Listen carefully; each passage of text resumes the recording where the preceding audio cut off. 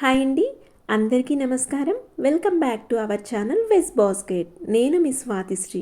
Veg బాస్కెట్లో ఈరోజు నేను ఎన్నో ఆరోగ్య ప్రయోజనాలు ఉన్న గొంతు ఇన్ఫెక్షన్లను తగ్గించుటకు ఉపయోగపడే రాగి వెజిటబుల్ సూప్ను ఎంతో టేస్టీగా ఎంతో సింపుల్గా తయారు చేసి చూపించబోతున్నానండి. పిల్లలు కూడా ఎంతో ఇష్టంగా ఈ సూప్ను ఇష్టపడి తాగుతారు.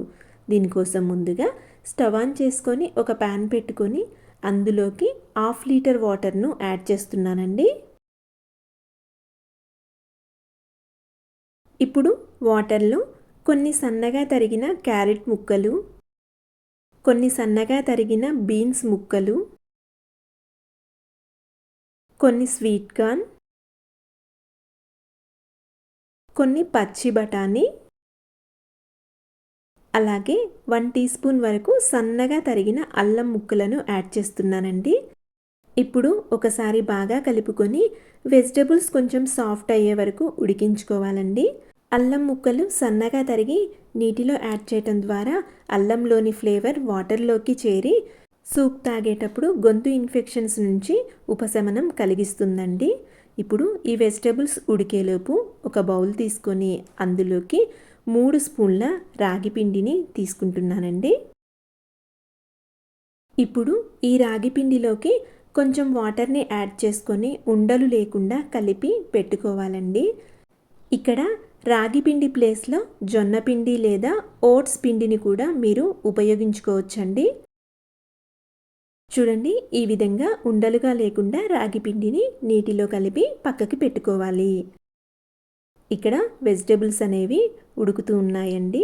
ఉడుకుతూ ఉన్నప్పుడు మధ్యలో వెజిటబుల్స్ ఉడికాయో లేదో ఒకసారి చెక్ చేసుకోవాలండి.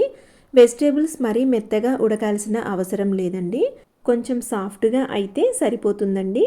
సూప్ తాగేటప్పుడు వెజిటబుల్స్ అక్కడక్కడ తగులుతూ ఎంతో టేస్టీగా ఉంటాయి. ఇప్పుడు ఇందులోకి రుచికి తగినంత ఉప్పు, 1/2 టీ స్పూన్ మిరియాల పొడి. ఘాటు ఎక్కువగా ఇష్టపడేవారు మిరియాల పొడి క్వాంటిటీని పెంచుకోవచ్చండి. చిన్నపిల్లల కోసం అయితే ఇంకొంచెం తగ్గించుకొని మిరియాల పొడిని యాడ్ చేసుకోవచ్చండి.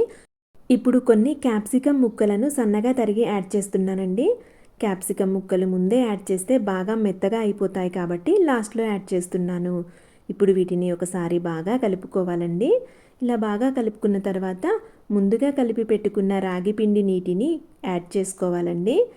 ఈ సూప్లో ఈ వెజిటబుల్సే యాడ్ చేయాలని ఏమీ లేదండి. మీకు నచ్చినవి మీ దగ్గర ఉన్నవి సీజన్కి తగ్గట్టుగా ఏ వెజిటబుల్స్ ఉంటే ఆ వెజిటబుల్స్ని యాడ్ చేసుకోవచ్చండి. రాగిపిండి నీటిని కలిపిన తర్వాత రాగిపిండి పచ్చిదనం పోయే వరకు సూప్ని మీడియం ఫ్లేమ్లో 2-3 నిమిషాలు ఉడికించుకోవాలండి. ఈ సూప్లో వాడిన అల్లం అలాగే మిరియాల పొడి వలన సూప్ తాగుతూ ఉన్నప్పుడు తక్షణమే గొంతు సమస్యల నుండి ఉపశమనం లభిస్తుందండి. చూడండి, ఇక్కడ సూప్ అనేది బాగా ఉడికిపోయిందండి. అలాగే కొద్దిగా దగ్గరగా కూడా వచ్చేసింది. ఇప్పుడు ఈ సూప్లోకి సన్నగా తరిగిన పుదీనాను యాడ్ చేస్తున్నానండి.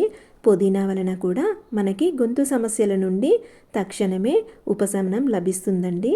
అలాగే సన్నగా తరిగిన కొంచెం కొత్తిమీరను కూడా యాడ్ చేస్తున్నాను. యాడ్ చేసిన తర్వాత ఈ రెండింటిని కూడా సూప్లో బాగా కలిసేటట్టు కలుపుకొని స్టవ్ ఆఫ్ చేసుకుంటే రాగి వెజిటబుల్ సూప్ రెడీ అవుతుందండి.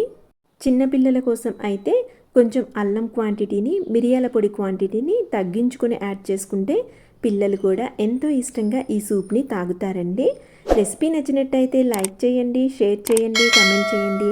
ఇటువంటి మరిన్ని రెసిపీస్ కోసం నా ఛానల్ను తప్పకుండా సబ్స్క్రైబ్ చేసుకోండి. Thank you for watching.